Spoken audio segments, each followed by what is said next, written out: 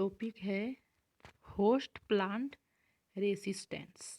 ठीक, तो host plant resistance, तो होस्ट प्लांट रेसिस्टेंस यानी कि पौधों का प्रतिरोधक क्षमता, कीटों के प्रति पौधों का प्रतिरोधक क्षमता। ठीक, उसी को बोलते हैं होस्ट प्लांट रेसिस्टेंस। तो देखते हैं इसका इंट्रोडक्शन। प्रकृति में भिन्न भिन्न प्रकार के पेड़ पौधे पाए जाते हैं।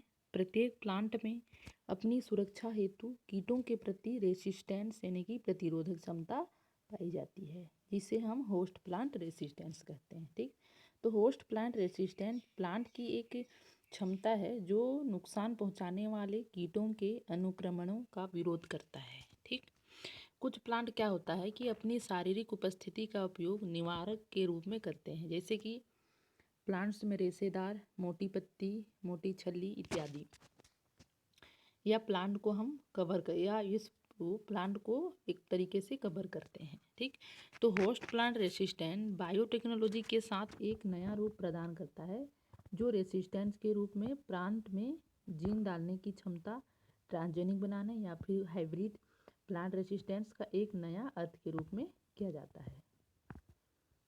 ठीक, तो प्लांट रेसिस्टेंस जो होता है होस्ट प्लांट, वो बायोटेक्नोलॉजी में भी एक नया रूप प्रदान किया है। इसका डेफिनेशन हम देखते हैं कि होस्ट प्लांट रेसिस्टेंस होता क्या है। ठीक, तो होस्ट प्लांट रेसिस्टेंस प्लांट का एक ऐसे गुण है जो उनको कीटों से बचने, उनको सहन करने या उनसे लड़ने में सक्षम होते हैं। ठीक है, जिन परिस्थिति में उसी स्पीसीज के अन्य प्लांट को अधिक पहुंचाते हैं।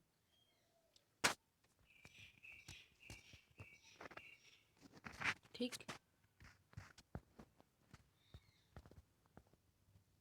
या फिर हम कह सकते हैं मैक्सवेल के अकॉर्डिंग प्लांट के पास उन गुणात्मक विशेषताओं को रखा जाता है होस्ट प्लांट रेसिस्टेंस में जो कीड़ों द्वारा किए नुकसान की अधिकतम डिग्री को प्रभावित करता है। ठीक, इसका हिस्ट्री है होस्ट प्लांट रेसिस्टेंस का। Father of host plant resistance R.H. Painter. ठीक, सर्वप्रथम थियोफ्रास्टस ने 3rd सेंचुरी में फसल के बीज सड़न संवेदनशील में रेसिस्टेंट की रिपोर्ट दी थी। ठीक, उसके बाद सन 1782 में USA में हेसन फ्लग अर्थात मक्खी की एक स्पीसीज जो गेहूं की फसल में पाई जाती है। ठीक, तो हेसन फ्लग के प्रति गेहूं की फसल में रेसिस्टेंट क्षमता की रिपोर्ट दी। उसके पश्चात 1870 में ज्वार की फसल में ग्रासहोपर, टिड्डा जिसको बोलते हैं, इसके प्रति रेसिस्टेंट का रिपोर्ट किया गया। ठीक, उसके पश्चात 1831 में विंटर मैजेटिन नामक एक एप्पल की वैरायटी में रेसिस्टेंट की रिपोर्ट पाया गया। फिर 1935 में कॉटन में लीफ होपर के प्रति रिपोर्ट दी गई। उसके पश्चात 1914 में कांसास स्टेट यूनिवर्सिटी में R.H. पेंटर ने हेसिन फ्लग के प्रतिरोधी खेती में वैज्ञानिक विकास के प्रजनन के प्रयास को शुरू किया। उसके पश्चात जो पेंटर, इसकी व्यापक रूप से इन्होंने होस्ट प्लांट रेसिस्टेंस के पिता के रूप में आज भी होस्ट प्लांट रेसिस्टेंस के फादर पेंटर को जाना जाता है। इसका कैरेक्टर हम देखते हैं कि होस्ट प्लांट रेसिस्टेंस का कैरेक्टर क्या होता है। ठीक, एक वंशानुक्रम है। ठीक, जो एक या अधिक जीन कंट्रोल होता है। ठीक है, तो रेसिस्टेंस एक वंशानुक्रम है, मतलब पीढ़ी दर पीढ़ी जेनेटिकली है, जो एक या अधिक जीन द्वारा कंट्रोल होता है। ठीक, रेसिस्टेंस एक सापेक्ष है और एक ही प्लांट के स्पीसीज के अति संवेदन खेती के साथ तुलना करके इसे मापा जा सकता है। ठीक, रेसिस्टेंस मापने योग्य है, यह एक गुणात्मक या परिणात्मक हो सकता है, गुणात्मक परिणाम हो सकता है। रेसिस्टेंस परिवर्तनशील होता है। ठीक, जो बायोटिक इन्वायरमेंट द्वारा संशोधित होने की संभावना रखता है। ठीक, उसके पश्चात हम लोग देखते हैं टाइप्स। तो होस्ट प्लांट रेसिस्टेंस के कितने टाइप हैं। ठीक, तो होस्ट प्लांट रेसिस्टेंस के टाइप देखेंगे तो ये मुख्यतः 2 टाइप के होते हैं, इकोलॉजिकल रेसिस्टेंस और स्यूडो रेसिस्टेंस। ठीक, उसके बाद जेनेटिक रेसिस्टेंस। एक तो इकोलॉजिकली होने वाला, पर्यावरण के पारिस्थितिकी के कारण होने वाला, दूसरा है जेनेटिकली रेसिस्टेंट, मतलब जेनेटिक जो पीढ़ी दर पीढ़ी अनुवांशिकगत होता है।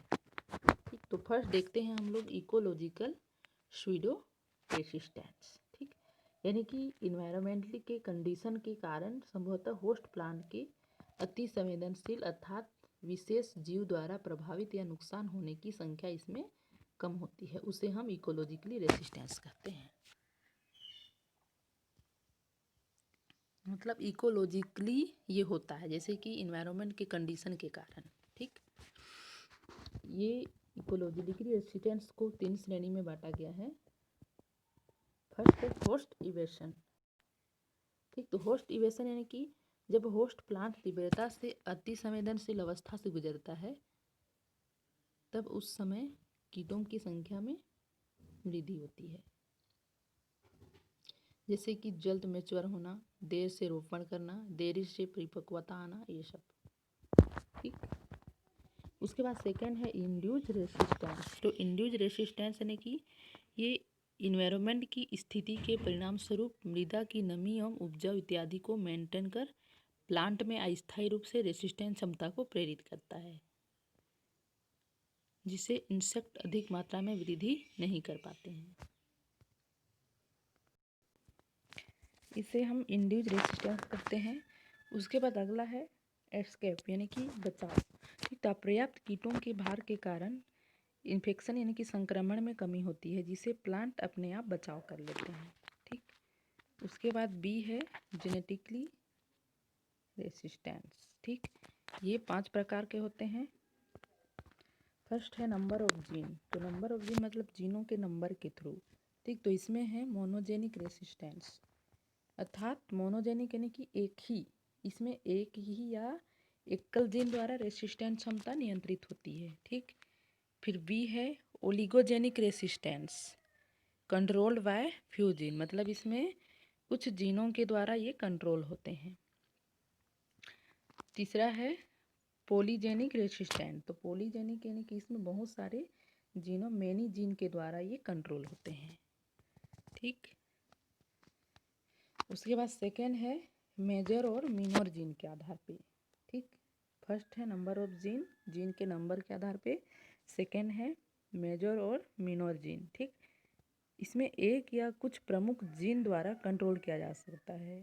ठीक, इसे मेजर जीन कहते हैं। अब मिनोर जीन किसे कहते हैं?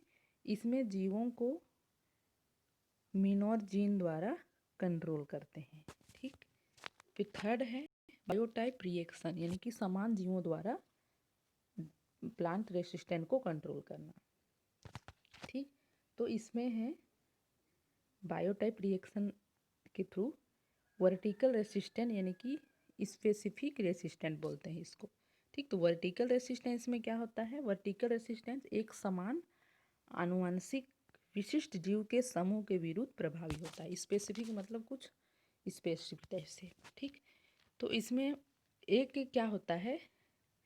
एक समान जेनेटिकली जीवों के समूह के विरुद्ध वो इफेक्टिव होता है। दूसरा है हॉरिजॉन्टल रेसिस्टेंट, जिसको बोलते हैं नॉन स्पेसिफिक। ठीक, तो हॉरिजॉन्टल या नॉन स्पेसिफिक होता क्या है? इसमें हॉरिजॉन्टल रेसिस्टेंट सभी ज्ञात जीवों के विरुद्ध ये इफेक्टिव होता है यानी कि प्रभावी होता है।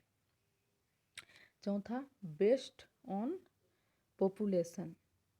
ठीक, या फिर इसको बोलते हैं line concept. Based on one population यानी कि लाइन कॉन्सेप्ट। तो इसमें फर्स्ट है प्योर लाइन। तो प्योर लाइन रेसिस्टेंस को लाइन द्वारा प्रदर्शित किया जाता है, जो कि फिनोटाइपिकली या जीनोटाइपिकली रूप से ये समान होता है। फिर सेकेंड है मल्टी लाइन। प्योर लाइन मतलब एक प्योर लाइन के द्वारा हम इसको एक स्पष्ट लाइन के द्वारा हम इसको प्रदर्शित करते हैं। और मल्टी लाइन रेसिस्टेंस में क्या होता है? इसमें मल्टी लाइन रेसिस्टेंस को लाइनों द्वारा प्रदर्शित किया जाता है। मल्टी लाइन बहुत सारे, ठीक, जो फिनोटाइपिकली समान होता है, परंतु जीनोटाइपिकली रूप से ये असमान होता है। ठीक।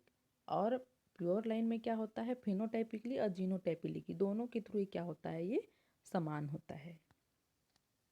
पांचवा है मल्टीट्रोफिक इंटरेक्शन, बहुपोषी बातचीत। ठीक। तो इसमें क्या होता है, फर्स्ट है क्रॉस रेसिस्टेंस।